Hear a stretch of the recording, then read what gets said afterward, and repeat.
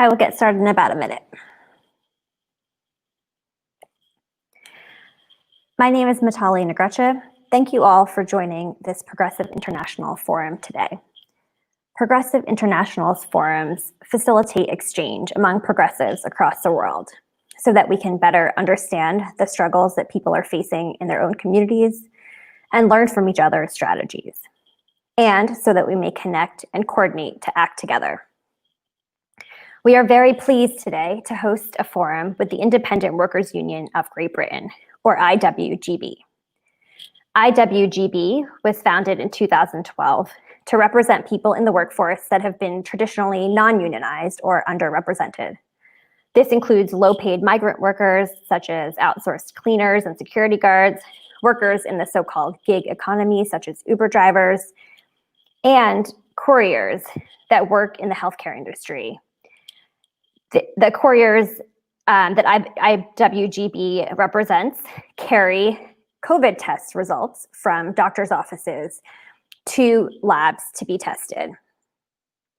I raise this because IWGB's Couriers and Logistics branch, chaired by Alex Marshall, our guest today, has just announced a strike against the doctor's laboratory.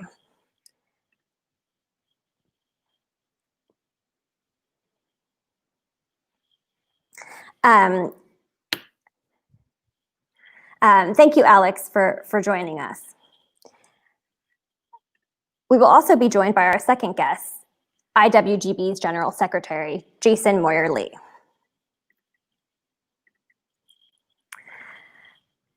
The couriers that work for TDL have, as of late, been called essential workers.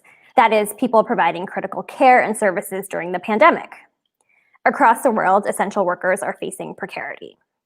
The hope of the dialogue around essential workers is that our greater collective awareness and recognition will translate into transformations of our political economy so that the people have power. The fear is that in the end, the public attention will end up being mostly empty gestures. And in fact, as we will learn from Jason and Alex, companies are doubling down on the same old union-busting, wage-cutting policies. And so I will turn it over now to Jason and Alex so that we can learn their views about the potential of this moment that we're in and about their struggles for justice more broadly. Jason, Alex, I hope that you'll start with an overview of IWGB, who it represents, how it organizes, and some details about the Couriers and Logistics branch. Yeah, hi everyone, and thanks for having us here. We're very happy to be here and tell you about the IWGB and what we've been working on for the past few years and the battles we're in the middle of right now. So I think there'll be some space later on in the program for me to talk about our response to the coronavirus pandemic in general. But I'll start with a bit of background about the union so you know who it is that's talking at you right now. So as was mentioned, the IWGB was founded in 2012, so we're still a relatively new trade union. We're a pretty small trade union by UK standards. We have around 5,000 members. And we tend to represent workers in atypical forms of employment. So for example, we represent lots of outsourced migrant workers, in particular Latin American cleaners in London and outsourced security guards. We represent workers in the so-called gig economy, in particular Uber and other private hire drivers and couriers like Alex, and Alex is going to tell you more about what we've done with couriers in particular. We represent foster care workers, which often people don't normally think of as a form of work, but in the UK it very much is, even if it's not recognized as such and given employment rights. We represent workers in the video games industry and various other sectors. The sort of common denominator is these are sectors that traditionally have not been unionized here in the UK, tend to be underrepresented, and are in some form of atypical work. Often these are people that are denied basic employment rights or employment rights and terms and conditions on par with other people who work at the same workplace. And that's particularly the case for outsourced workers. So that's sort of an overview of who we represent. In terms of what we do a lot of very proactive campaigning and direct action, in particular on things like the living wage and improved terms and conditions. We've done a lot of stuff around sick pay and holidays and pensions, for example.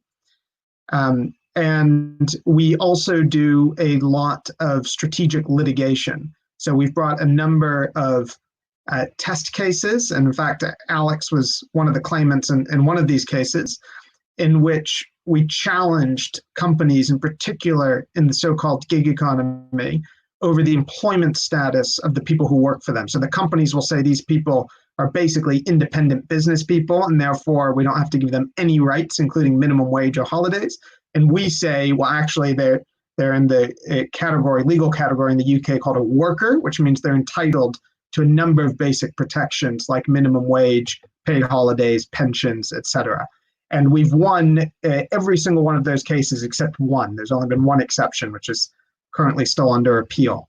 And we've brought some other strategic litigation on what we call public law cases, challenging the government on different things or intervening, making what some people call an amicus brief in cases brought by other people, in particular around issues that relate to employment rights. So that's a very broad overview of who we are and what we do. And I'll come back to what we're doing around coronavirus later on, but I'll hand over to Alex so he can say a bit more about what we do with the Couriers branch in particular. Cool. Cheers, Jason. Yeah, I just wanted to say thank you to everyone for letting us have this platform. And yeah, it's great to be involved in this project as well. So in regards to the Couriers branch, there's this kind of impression around Couriers that, you have this freedom, that because it's unconventional, you're not in an office, there's this different way of working. And when I first became a courier, I completely bought into that. I completely thought, I wasn't like, one of these people working at office. I wasn't like a caged, chicken working away every day, that I had this freedom. I chose when I worked. But as I started to work as a courier, I started to realize that, I didn't actually have this freedom. I was actually working longer hours, harder, less days off, no paid holiday, all these things that, my friends and other people I knew who were employees and worked these conventional jobs did actually have more freedom than me. And when you sort of start speaking to other couriers, you realize that, they're very badly paid. Quite often they get sick or injured doing the job, and you have to take long time off work to get back to work where you're receiving no pay whatsoever. And after talking to like loads of couriers, you realize that there are these issues for everyone that all bubble down to, this us not being given basic workers' rights. So the Couriers branch formed kind of off the back of this 4 or 5 years ago, where we started off representing just couriers in London. As the app-based companies start to emerge, like Deliveroo, Uber Eats, Stuart, we had to expand the membership to go outside of London, and now we have couriers all over the UK. We represent, we've got 600 members or something like that now, all over the UK. And again, like Jason said, a lot of the stuff we do is direct action. We're fighting for improved rights, better pay, better conditions. And it's always been quite, taking on these big companies and forcing them to give us, what we legally deserve. So, Alex, your branch approved a strike just yesterday. And so maybe you can tell us a little bit more about that particular fight, what the issues have been with the company and sort of what led to yesterday's decision. Okay, so personally, as a courier, I work for a company called TDL. It's the Doctor's Laboratory. It's owned by this huge private health company in Australia called Sonic Healthcare. Last year, I think they turned over like $6.2 billion.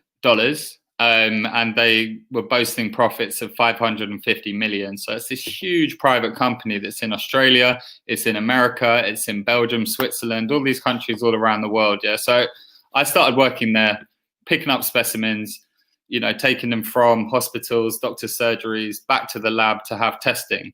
When I first started there, I thought the pay and the conditions seemed slightly better than other companies I'd worked at, but I realized that, just because they were best of a bad bunch didn't mean that I wasn't being denied rights that I legally deserved. So a few years ago, me and some of the other couriers decided to organize. We unionized the workforce. We managed to force through paid holiday, pay rises, and last year we had a big strike, which successfully resulted in a pay rise. The company obviously didn't like that because, in the midst of this pandemic, they announced that 10 of us were going to be made redundant. 10 of us out of a fleet of 160 at a company that boasted profits of £28 million last year. They've turned around and said, yeah, sorry guys, despite the fact you've been carrying around COVID-19 specimens throughout this pandemic, having a really sort of stressful time, we simply can't afford you. And surprise, surprise, 8 out of 10 of the guys are some of the most active trade unionists at the company. So the last 30 days, we've had to snap into sort of real campaign mode. So as well as, sort of balloting for strike, which we got a resounding yes vote to yesterday, we've started up other campaign means of, we've had huge success in a letter writing campaign firstly, the first phase of the letter writing campaign was directed at the top guys at our company. We sent over 500 emails of outraged members of the public to these guys. Phase 2 focused on the CEO and other members of the board of Sonic Healthcare over in Australia. Again, we sent hundreds of emails their way. Phase 3, which kicked off today, and we're actually going to be asking you guys to get on board with this phase, is directed at the shareholders, the guys who line these millionaires who are complicit in trying to force these 10 hardworking couriers out the door. The email campaign is now directed at them. So we launched it a couple of hours ago. We've already had over 200 letters sent. So we're really focusing on the pressure on these guys. So on top of that, it's kind of quite hard to think of, because like 30 days, the timer has been set off, and we've had to really act fast on trying to make sure these couriers aren't made redundant. So on top of these campaigns, the ballot for strike, the letter writing, we've also had a huge success with getting MPs, members of the parliament, to write to the chairman of the board over in Australia. We've had probably about 20 or more MPs write to him so far, expressing their discontent at these couriers who were clapped on a Thursday night and sacked on a Friday. Amongst that, Jason, you could probably talk about the legal side of things. We've hit the company in the press, with the public. We're also hitting them through the courts. And maybe Jason, you can talk a little bit about that. Yeah, so just to add to that, as you can probably gather from what Alex has said, this has been a quite intense bout of campaigning, and we are going to ask for all of your support. At the end, we'll go into a bit more detail on the letter writing campaign, but we are hoping that a very practical thing we can take away from this call is getting your support and showing that there's international solidarity is what we're trying to do. Just to add to what Alex was saying about this company in Australia, Sonic Healthcare, a couple brief points. One is it's one of the 50 biggest companies, publicly listed companies in Australia, is an important point. And another important point is they're making money off of the pandemic, right? They're doing lots of COVID-19 testing. They're partnering with the Australian government. They're the biggest private provider of laboratory and pathology services in the UK. And they're quite open about the fact that they see very good long-term growth prospects for their business in the UK because of further privatization of the public health system, the NHS. So that's who we're up against. Now, there is a legal element to this campaign, and there's a couple planks to that. One is we've submitted an employment tribunal claim against the company over these redundancies, these planned redundancies.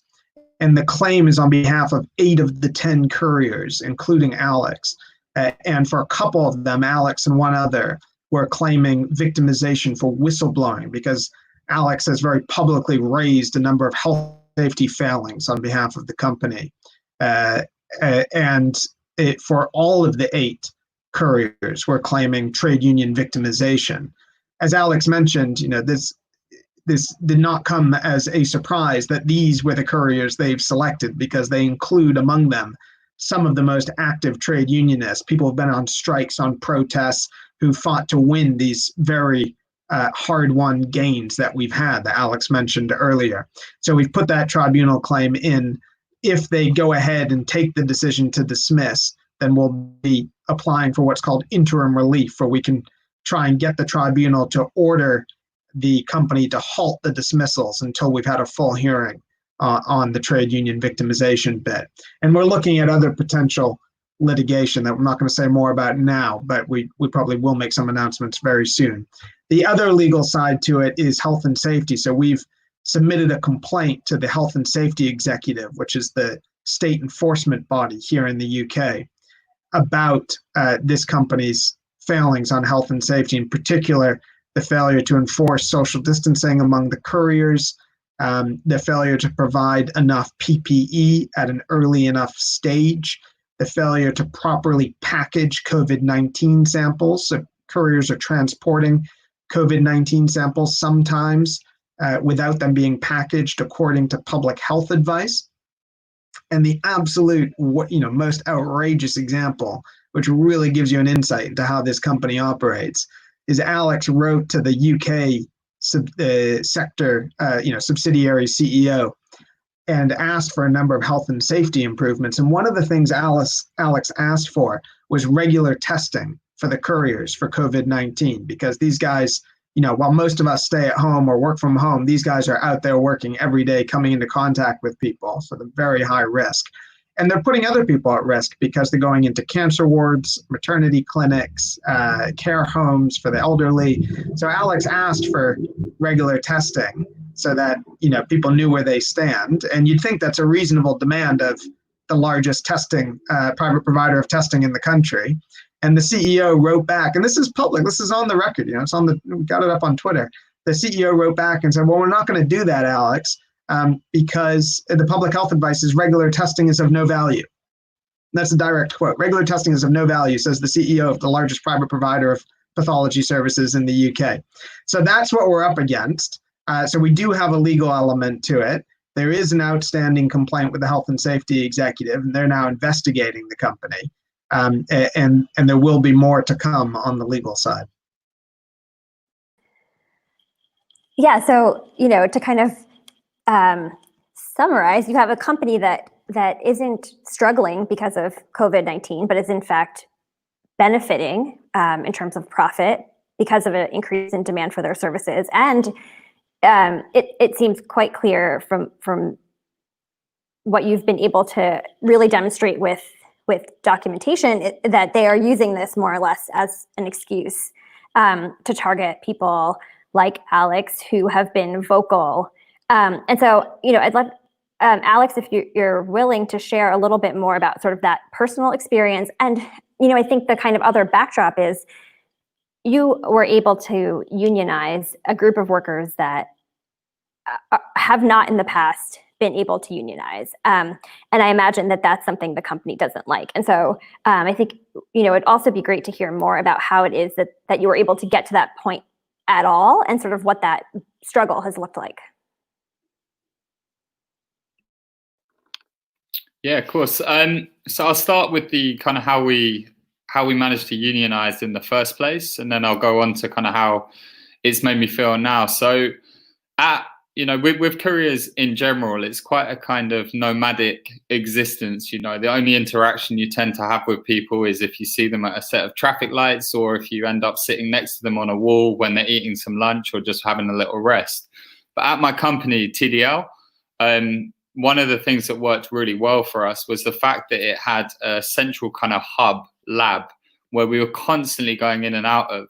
And for my company, that was the downfall of us leading to being able to unionize, because it meant you had all these kind of disgruntled couriers who were all congregating in one place. So we were able to air all of our grievances to each other. And then you realize that almost every single courier working for that company had about 10 things that they were complaining about at one time. And that's why we were able to kind of all get together. It started off with the push bikes. And then it spread. It spread when they saw that, there were a group of people who were standing up for what they deserved, they were legally entitled to. Everyone else wanted a part of it. So we had the motorbikes, we had some walkers, we got walker couriers, and we had van drivers all getting involved. And we sailed to a majority at the company, and we started making gains left, right, and centre. Getting bogus deposits taken away, winning holiday pay, taking them to court for backdated holiday claims, like all these things tumbling under one roof. Obviously, while this was going on, the company saw me instigating things. So I've always had kind of a target on my back. So I've always kind of kept myself very public facing, always speaking out in the press about the failings of this company. And also, as we went into the pandemic, I made sure that I had in writing these very basic demands that Jason just listed to try and protect the couriers, because I already saw that they'd probably be using the pandemic as a smokescreen, and I wanted to protect the couriers as much as possible heading into these adverse times. And, sure enough, the 10 couriers that have been singled out, 8 of them, as we said, are trade union members. I'm one of them. I'd like to say that I'm surprised by it, but like I said, I saw this coming from a mile off. I'm quite used to this company. Again, sadly, I'm quite used to this company doing whatever they can to try and get one over on the workers. And, although I'm going through this redundancy process at the moment, the outlook of it is, being made redundant during a pandemic when jobs are going to be, majorly sought after. The thought of actually trying to get another job is very kind of, nerve making for myself and the other couriers. That, we've got couriers having sort of panic attacks on the street, and, their partners and stuff breaking down in tears because it is such a bleak outlook that I feel slightly hardened to it because it's what I've expected. But it's also that I'm now throwing every ounce of energy I have into reversing this and to, really exposing this company for who they are. And as we've been through the consultation period and as we've scrutinized their reasons for doing what they're doing, it has bubbled down to nothing more than just blatant union busting and trying to get us out of the door so they can continue with a restructure and a driving down of the cost of labor in the least abrasive way as possible, because they know that if I'm not there, that they're going to be able to do that. If there's less of a union presence, they'll be able to pursue even more profits, which seems to be the only thing this company care about. They do not care about the hard workers who've been putting themselves at risk throughout this pandemic. The only thing they care about is boosting their already ridiculously high profits. And also at the back of all these home testing, all the COVID testing, they're going to see their profits hockey stick in the near future. And for them to be pretending that they're out of money and that this is, they're having to let go of the 10 lowest paid workers to try and make ends meet, it is literally laughable. So, we've had a huge amount of public support because everyone can see how outrageous this is, which has been incredibly empowering for the workers. So, although it's been an incredibly hard time, a lot of these workers have got great strength from not only the unity of the workforce getting behind them, but all the public support. So that has been good. But, every now and then, as you start to see like London and the rest of the UK start to return to something that resembles normality, you have this sinking feeling that, things might get back to normal, but work-wise, we could be out of a job in just over 10 days' time. So yeah, over to you, Jason.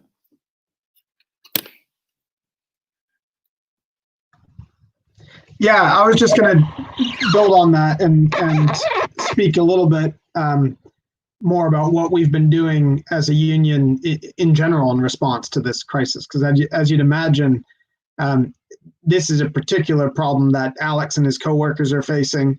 But when this pandemic hit and all the consequences that have come from it, as a union that represents predominantly low-paid workers, we've been managing crises kind of across the board. So I'll just say a little bit about what we've been doing in general. We started, obviously we were limited in our physical interaction with people and seeing people face to face and that type of thing. So we started doing regular weekly calls. So every Monday night we have a Zoom call open to members and supporters and this type of thing, where we share updates from the union, from different sections of the union, from staff, from elected officials, and we have a guest speaker as well. So that's one thing we're doing in terms of communication. We've been doing a lot more meetings online, as you'd expect. Some sections of the union were more accustomed to this already. For others, it's quite new. So we're sort of getting the hang of that across the board. We, in the very beginning, set out a number of demands that we made on government, focusing mainly on a series of measures that would protect people's incomes and their health and safety. We've also been supporting various campaigns across different sections of the union. So the Sonic Healthcare is the biggest campaign that's COVID related that we've had. But we've also had smaller campaigns, for example, at the University of London, UCL, different places where we had to put a bit of public pressure on the employer to do the right thing and make sure that people's incomes or health and safety was protected. We've had loads of individual casework, as you might imagine, things that are connected in some way to the pandemic. So we've had to represent a number of individual members in matters with their employers. There's been a big issue in particular with cleaners, with employers refusing to take up the wage subsidy program that the government has rolled out, even though it cost them effectively nothing. So we've been able to turn around a number of those situations by exerting a bit of pressure on the employer. We've also done a mask making project. So we've got a number of volunteers with sewing machines who are helping make just basic masks. Obviously, this is no substitute for kind of medical grade PPE, but it's better than nothing. These are the sort of homemade masks that are being recommended. And this, as much as a gesture of goodwill of the volunteers who are helping us and us wanting to do something concrete to support our members, it's also representative of the failing of a lot of these companies that have not stepped up and done what they need to do to protect the health and safety of those people who are still working. And another thing we've done is rolled out a program where we're helping people apply for benefits.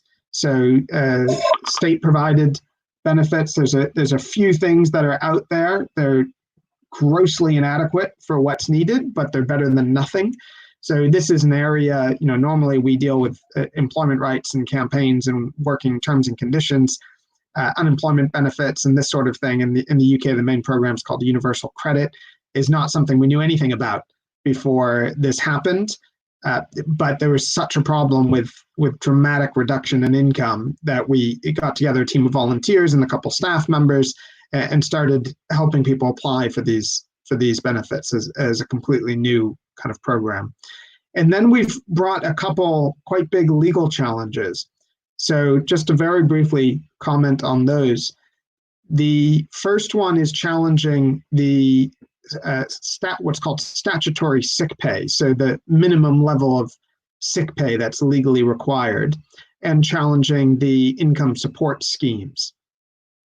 So on the sick pay, in the UK, the statutory sick pay, so the minimum is £95 and 85p per week.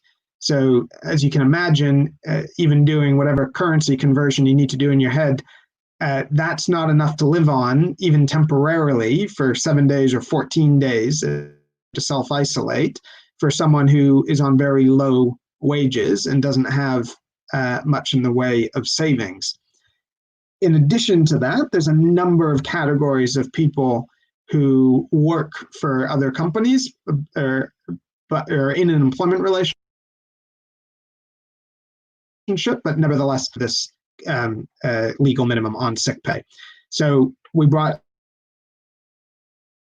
our first case is challenge of sick pay that the government mandates and the categories of people who are entitled to it. So saying it should be at the actual rate of wages, so you can actually survive on it and will actually follow public health advice, and it should be extended to a much broader range of people. The other aspect of the first case is on the income support schemes. So one of the major programs that was announced in response to the pandemic was the coronavirus job retention scheme. And that's effectively allows the government to subsidize wages to the tune of 80%, in very sort of broad terms, about 80% of someone's salary, for businesses to send workers home who have no work to do, but they send them home, they can keep them on the books, and at a minimum, the worker will get 80% of their salary without really any cost to the employer. So that's the main kind of job and income support scheme that was announced. So we sent a legal letter before action to the government challenging that on the basis that there was nothing really of substance on offer for self-employed people. And other people that in the UK fall into this category of worker, which I mentioned earlier, which is really someone who's working for another company, but they don't have all of the rights that employees have. So there was really nothing announced for these people. So we sent a letter before action. A week later, the government announced an income support scheme for self-employed people, but it falls dramatically short for a number of reasons, which I won't go into now.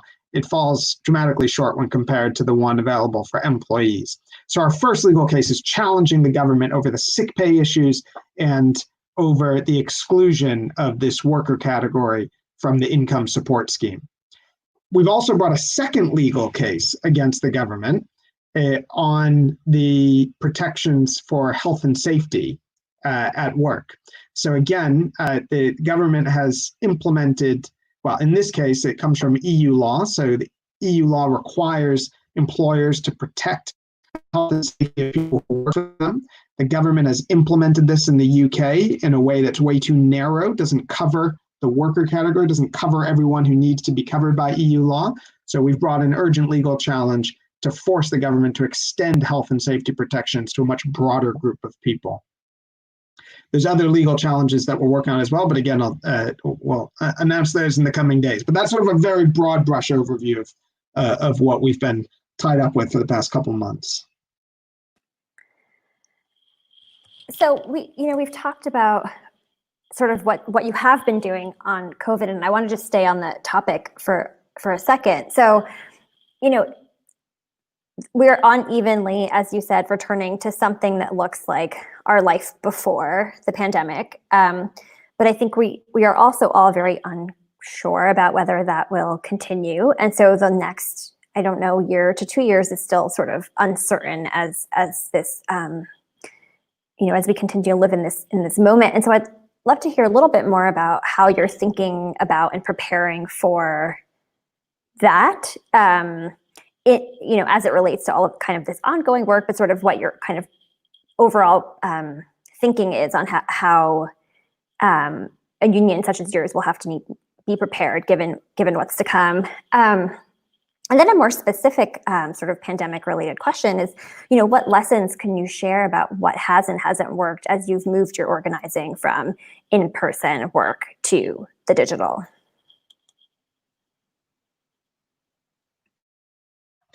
I can start. So in terms of thinking about what we do next, this is a reality that we have to grapple with everything we do. So, there's the very instant thing of, okay, well, the lockdown starting to ease, we're in an organization, we have just under 30 employees, lots of officials, we have 2 offices. So we're just having this conversation in one of our subcommittees today saying, well, the government may be easing the lockdown, but we don't feel it's safe to reopen the offices and encourage our staff and officials to go, out and about as if nothing had happened. So, that's something obviously as the situation develops that we have to think about constantly. And it also has an impact on campaign tactics. So we're just talking today about, virtual picket for the strike, a socially distanced picket. We're talking about, all these different things. So it does have an impact on pretty much every aspect of what we do. In terms of our ability to do things digitally, I think we've been forced into doing quite a few things digitally. I mentioned the weekly call, encouraging and getting certain sections of the union to a place where they're more comfortable doing these types of meetings, whereas it was more prevalent in certain sections of the union than others beforehand. But we still do a lot of phone banking, for example. So sometimes there's just no substitute for that sort of personal connection. I think part of the challenge with the digital organizing is, since there's so many people kind of online, and that has become such a prevalent form of communication and campaigning and everything, sometimes it can be a little bit hard to get people's attention and get people to focus on, why this petition instead of those other 10,000 petitions that are circulating, and that type of thing. So it's a challenge for sure. And I'll hand over to Alex in a sec, because he might have some more specific experiences to share on this. But I also think, going forward for the long term, there's plenty of things that we can learn from what we've done. And that even when, hopefully life does go back to normal at some point in the not too distant future, I think there's some aspects of our digital organizing that we'll want to keep and continue to integrate in our campaign tactics. So, the Sonic Healthcare campaign is a great example. A lot of the stuff we've been doing, by necessity, in terms of doing email campaigns and going after the shareholders and targeting the people in Australia and all this type of thing, we probably wouldn't have gone down that route to the same extent if all of our sort of physical presence options, as it were, had been closed off. But some of it, I think, is quite effective. So I think there's a fair amount that we can, the silver lining of the situation. I think there's going to be quite a fair few things that we've learned to do because of the situation that we can integrate into the general toolbox of campaign options when we go back to normal. But I'll hand over to Alex in case he wants to add anything. Yeah, so I mean, personally, like for me, so in the UK, we use the word key workers. I think around the world it's more referred to as essential workers. And, we have a situation where we have all these kind of low-paid workers that the union, the IWGB, represents a lot of, who went from, 3-4 months ago, especially the migrant members as well, being told by the UK government that, these guys were pretty much disposable, that there was kind of no place in this country for them. And, they're thinking of ways of getting low skilled workers, so-called low skilled workers out of the country.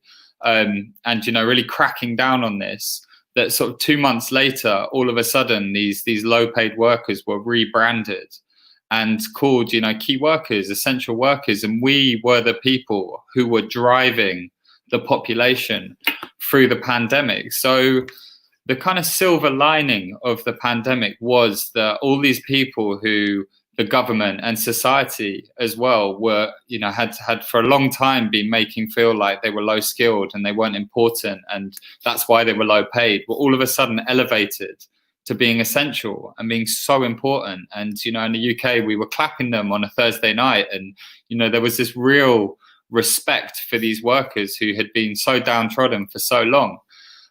So, that has been a platform for so many of these people to kind of show that the work they do is important and it's absolutely vital. And it has been to get us through this pandemic, but it's absolutely vital for day-to-day life.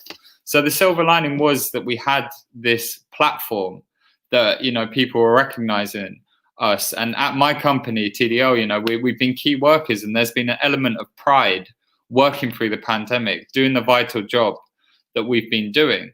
But as we've seen at my company, it doesn't mean anything. The optimism that I had early on in the pandemic, that this will be a platform to boost these workers into better treatment, that we're seeing at a company like TDL, we're just as disposable, if not more than ever, that the company doesn't care about this integral job that we've been doing.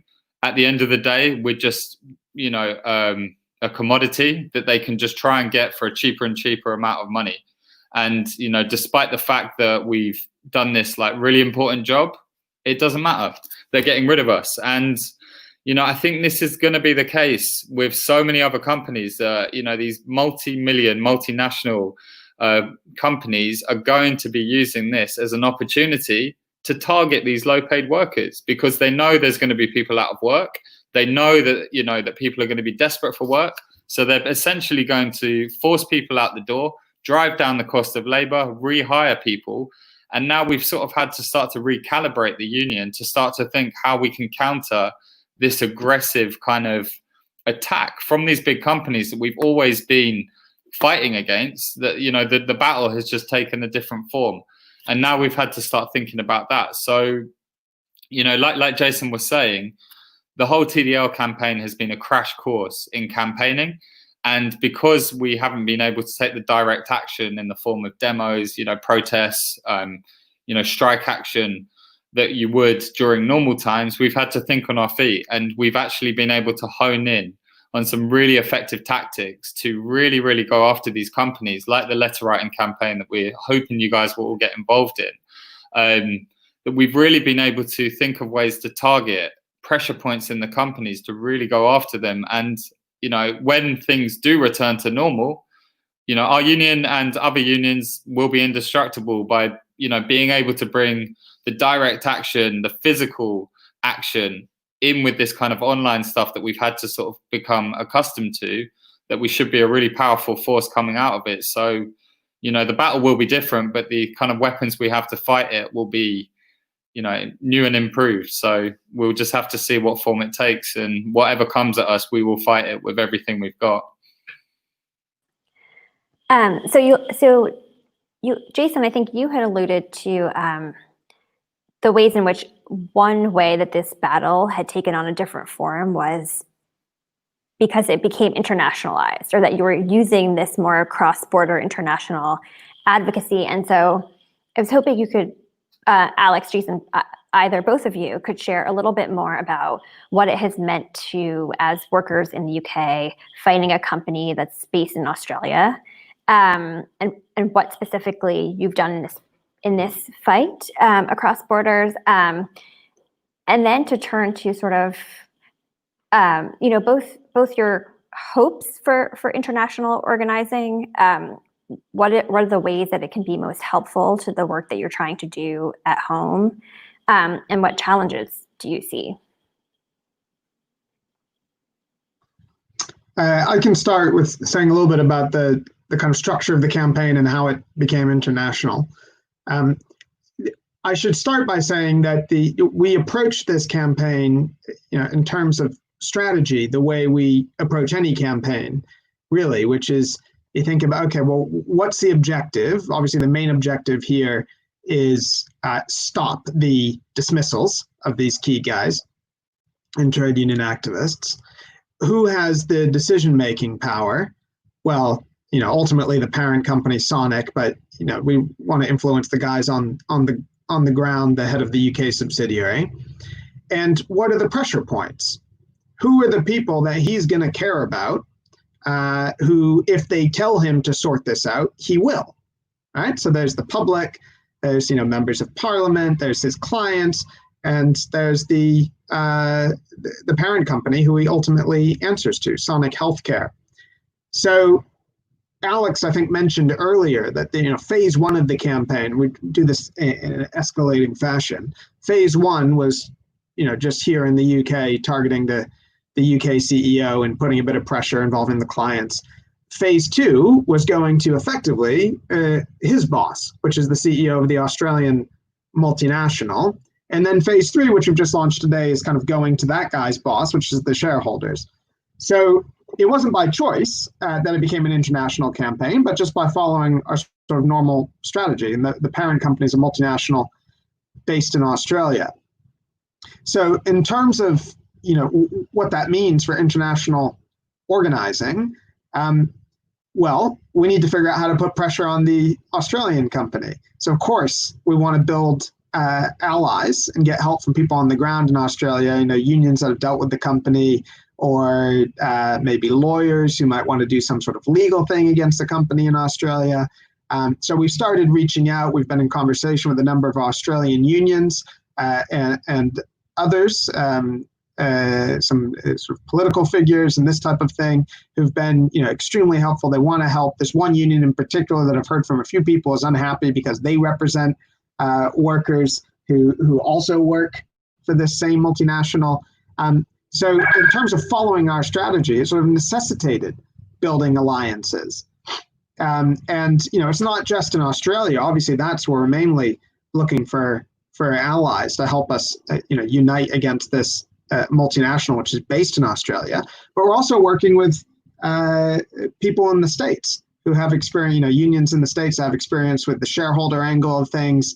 And, this company operates in the States as well. So it's sort of, if the company is going to operate on a multinational basis and, they're sloshing money and profits around, and you got an Australian guy telling the British guy what to do and all this type of thing, well, we need to make our fight on an international basis as well, and ally with people in the places where they operate. And the international element of this is driven home even more when you look at who the shareholders are. We're now reaching out to American pension funds, finance companies based in New York, and it really drives home. And I know that's what sort of, one of the ideas behind PI, capital is global, and our struggles and alliances need to be as well. So I'd like to add as well that, one of the things about the courier industry is that, because it's this kind of outdoor job, that your interaction with a lot of people and stuff is minimal. It means that kind of English doesn't necessarily have to be your first language. Your English doesn't have to be great even to do it. And because of that, the industry is a real melting pot of, all sorts of different nationalities, people who've had all sorts of different upbringings. And, I like to think of, what's happening at TDL or the courier industry in general as a kind of microcosm of what could happen with, people from all around the world joining together to fight against, the common language. And sadly, the common language for couriers and, everyone who's joining this call and why you are joining it is this exploitation. This is the language that we all speak within the union and within the movement, because that is what I've had to sort of say to the couriers at TDL, to other couriers that I talk about. It doesn't matter where you were born. It doesn't matter what your upbringing has been. The one thing that we have in common right now is that we're being exploited.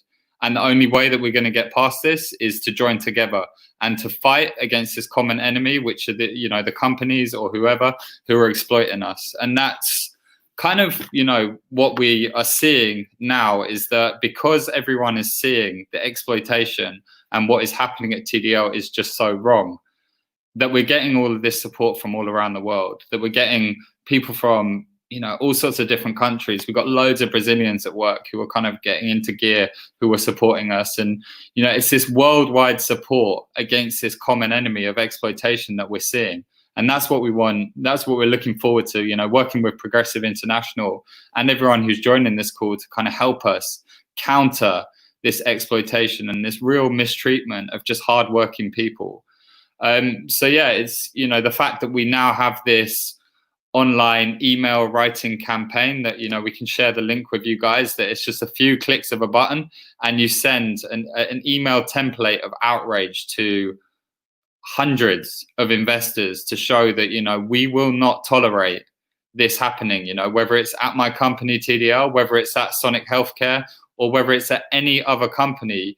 We will not tolerate mistreatment. And we will not tolerate, these multi-million, billion-pound companies using a pandemic, using a world crisis as an opportunity to further exploit people and to further, boost their profits. It is absolutely unacceptable. And, that's why we need a worldwide response to everyone getting involved and making sure that this stops here, that this doesn't spread to your country. And if it does spread to your country, you point over to what's happening at the IWGB and TDL, and you can take this as a template to fight it in your country as well. And that's why we need everyone on board, whether you're in Australia, Peru, Chile, wherever. We need letters coming from all the corners of the world to show that we will not tolerate this abhorrent behavior from a multi-billion-pound company.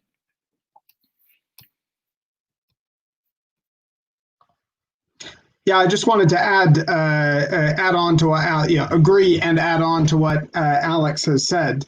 And this Progressive International, we just sort of voted through in our executive committee to sign up to the alliance and whatnot. When I first saw the stuff, I thought it was quite exciting.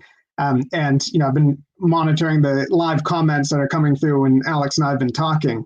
and seeing, hello from Spain, from India, from Mexico. So, this is really sort of exciting stuff. And it's great that we're being brought together to have these conversations. But I think to really sort of deliver on what the idea behind this alliance is, we need to do more than just share experiences and ideas and talk. That's the first step. But the second step is we need to demonstrate with concrete action that uniting and working together, we can actually win stuff, and that there's actually a real material benefit to workers and social movements by coming together from around the world and defeating people and companies like Sonic Healthcare. So on that note, I just want to reiterate our call to action. There is something very concrete and very easy that we're asking your support on. That's the email campaign. And this is very, very important, because what happens in the next few days could be really quite representative of much broader issues that I know we are all concerned with. Because what's at stake here is not just the livelihood of Alex and his family and his 9 coworkers. What we're really challenging here is the ability of a multinational company making money off of the pandemic, reaping in profits in the middle of a health crisis. We're challenging their ability to get away with that. We're challenging their ability to dismiss key workers, essential workers, throw them on the trash heap in the middle of a pandemic and economic crisis. We're challenging their ability to take advantage of this crisis and try and claw back the gains that we've won in terms of pay, in terms and conditions, and unionization. And what's at stake here as well is our ability to speak out, to challenge companies on health and safety, to unionize, to organize, and do that safe in the knowledge that we can do that and we will win and the companies won't. So on that note, I want to reiterate our call to action and ask that all of you, as soon as we're done with this call, just take 30 seconds is all it takes. Send that email to the shareholders.